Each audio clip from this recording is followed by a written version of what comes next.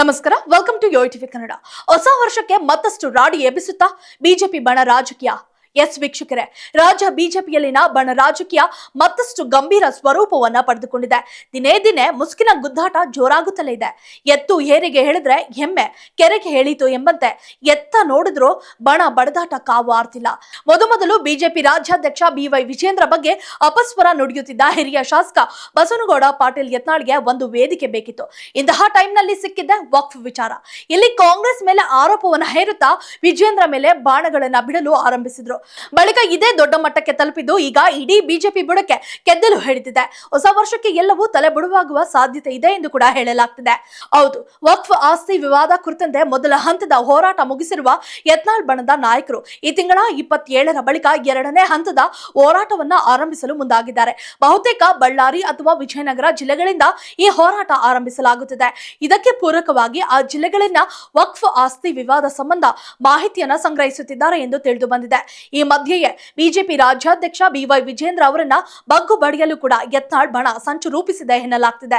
ಬಸನಗೌಡ ಪಾಟೀಲ್ ಯತ್ನಾಳ್ ನೇತೃತ್ವದ ಅಸಮಾಧಾನಿತ ನಾಯಕರ ಬಣವು ರಾಜ್ಯ ಪ್ರವಾಸ ಕೈಗೊಳ್ಳಲು ಚಿಂತನೆ ನಡೆಸಿದೆ ಎಂದು ಮಾಹಿತಿ ಇದೀಗ ಬಂದಿದೆ.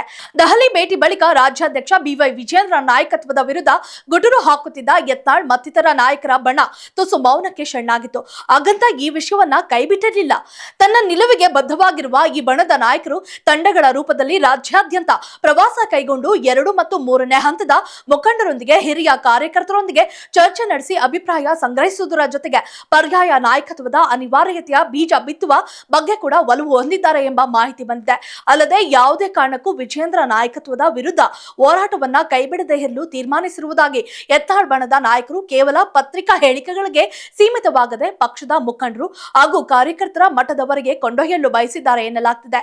ಆದರೆ ಇವೆಲ್ಲ ಕೇವಲ ಚಿಂತನೆ ರೂಪದಲ್ಲಿದ್ದು ಇನ್ನೊಂದು ವಾರದಲ್ಲಿ ಯತ್ನಾಳ್ ಬಣದ ನಾಯಕರು ಮತ್ತೊಂದು ಬಾರಿ ಸಭೆ ಸೇರುವ ಸಾಧ್ಯತೆ ಇದೆ ಎಂದು ಹೇಳಲಾಗ್ತಿದೆ.